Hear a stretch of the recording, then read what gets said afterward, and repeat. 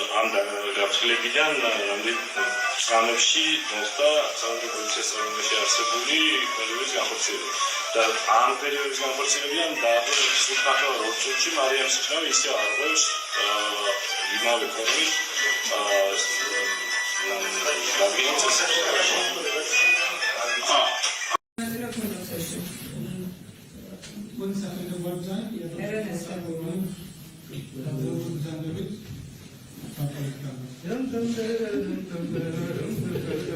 აი თუ შეიძლება რომ მაინტერესებს როგორ დასრულდება და შეიძლება დავჩე?